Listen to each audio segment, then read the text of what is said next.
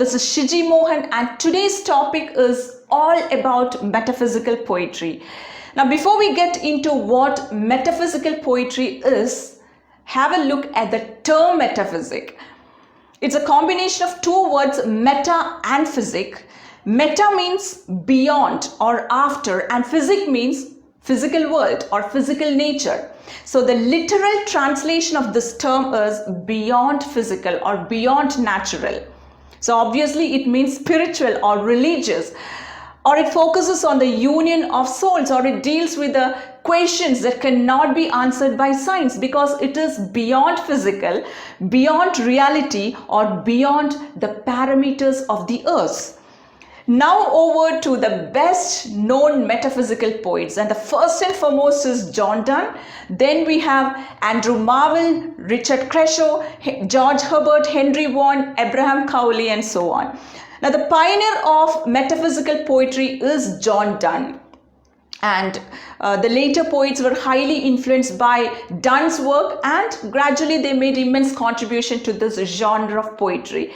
Now the term metaphysic was initially used by Dryden to comment on Donne's work, and the phrase is he affects a metaphysic. And here Dryden accuses Donne for his highly complicated expressions, and then later the critic Samuel Johnson used the same term in his famous work Lives of the Most Eminent English Poets, in which he describes the poetry of Cowley. Now, when we start reading the poems of metaphysical poets like John Donne, Andrew Marvell, George Herbert, etc., initially you will feel that their poems are meaningless. You may find it vague, obscure, but once you dive deep into their poems, or once you explore their poems with involvement, with effort, then definitely you will understand that all these poems have a remarkable depth of meaning in it. Now, why do you think that metaphysical poems are hard to understand? They are replete with complex thoughts and complicated ideas. I'll tell you why. See, metaphysical poetry flourished towards the end of Elizabethan period and at the beginning of Jacobean age. And John Donne, instead of following the trends and customs of that period, or instead of conforming to the conventions of that time, he adopted a brand new style of poetry. Now, one thing you have to keep in mind is that metaphysical poets are men of learning. They are men of high intellect, learned people. So they wanted to exhibit their talent. They were fond of showcasing their knowledge, their wisdom, the knowledge they acquired in different fields like science, religion, astronomy, philosophy, astrology, and that too in a unique way. That is, John Donne's intention was to surprise the readers by saying something that had not been said before. So he presented those unique ideas through unique expressions or unusual expressions, unheard words or unfamiliar words. So that sweetness and harmony that were present in Elizabethan poems, well, you won't find such sweetness and smoothness in metaphysical poetry, because he employed heavy poetic devices in his work. Now, when I say heavy poetic devices, it means the use of conceits. We'll come to that later. Then the use of ironies, frequent paradoxes, elaborated wordplays, puns, hyperboles, etc. in his work. And the fact is that he wanted the readers to think. He wanted to awaken the minds of readers, and that is why metaphysical poems are considered to be more intellectual and less emotional, because these poems provoke thoughts. And that is the reason why Sir Walter Scott said metaphysical poets played with thoughts as Elizabethans had played with words. Now over to the chief characteristics of metaphysical poetry, and the first and foremost is conceit. Now, John Donne's poems are abound with conceits. Now, conceit is a comparison between two dissimilar things or unlikely things. But when we talk about metaphors and similes, these are also comparisons between two dissimilar things. But the comparison here is simple or straightforward. For example, when I say he is as low as a snail, here this person is compared to a snail, which is a slow creature. So he also does everything slowly. That is the meaning. So here the comparison is straightforward, it is predictable, it is simple, easy to understand. But a conceit is a comparison between two unconnected ideas or incompatible ideas, or the comparison here is between the spiritual and the physical. Let's take an example from John Donne's poem, A Valediction Forbidding Morning, in which he compares lovers' souls to the legs of a compass. Now here he say that the fixed foot is his lover's soul and the one that rotates is his own soul. And he's trying to say that their bodies are separated like the legs of a compass, but they're joined on top, which means even though their bodies are separated, they are united. That is, their souls are united. So a geometrical tool is used to describe the spiritual bond. So apparently dissimilar objects are linked here. Now let's take another fantastic example of conceit from Donne's poem Flea. So here he says that flea has sucked their blood, the blood of lovers, and that now the blood is mingled in the body of flea, and now this body has become their marriage bed. Strange comparison, isn't it?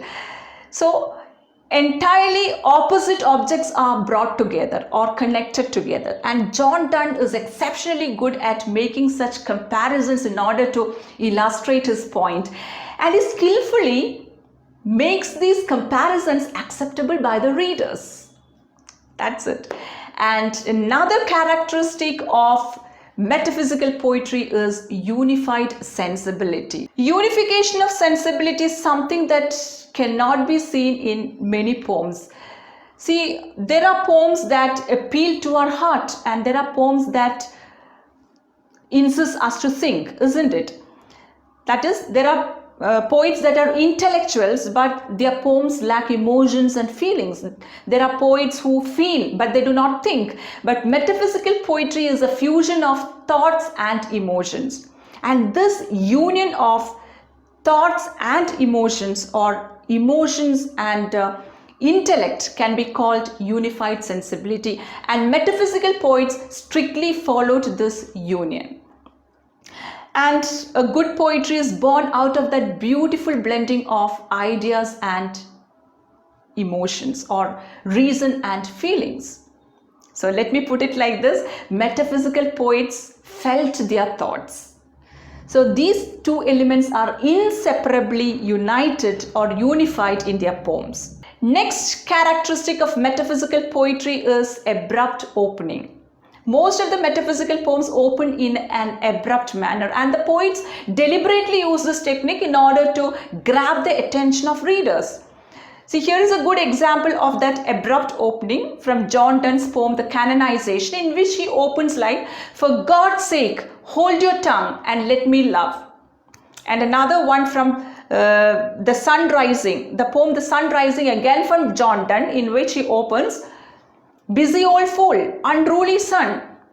Unexpected, isn't it? So such hasty beginnings are unpredictable or unexpected, and that obviously startles the readers. So these dramatic openings are used by the poets in order to add to the interest of the readers. So let me cite the same instances to show that metaphysical poems are colloquial in tone. See again, "For God's sake, hold your tongue and let me love," and "Busy old fool, unruly son." So these are colloquial in tone, or colloquialism is another characteristic of metaphysical poetry. See, let's go to John Milton's poems.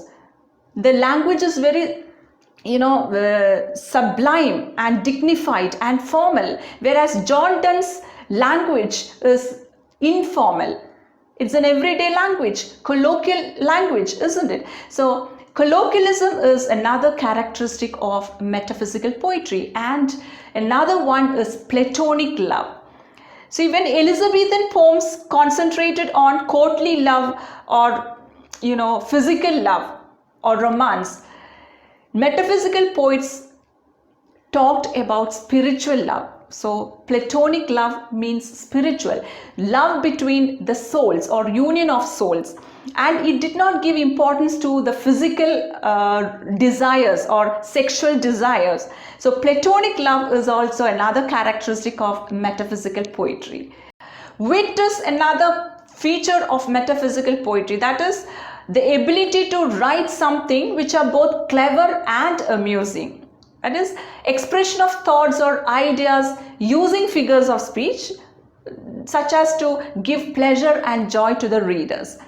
Another characteristic is conciseness. Now, metaphysical poems are short and brief. They are concise, and each and every line has fewer words, but it means a lot.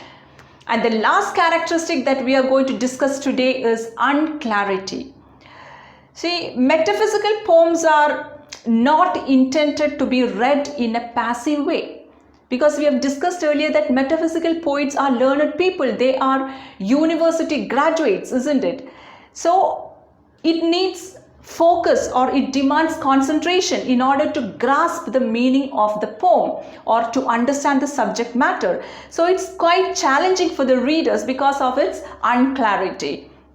So that's all for now. We have so far discussed metaphysical poetry, the best known metaphysical poets, and the chief characteristic of metaphysical poetry. And I'll also upload questions and answers from this section, so don't miss it. And thanks for watching.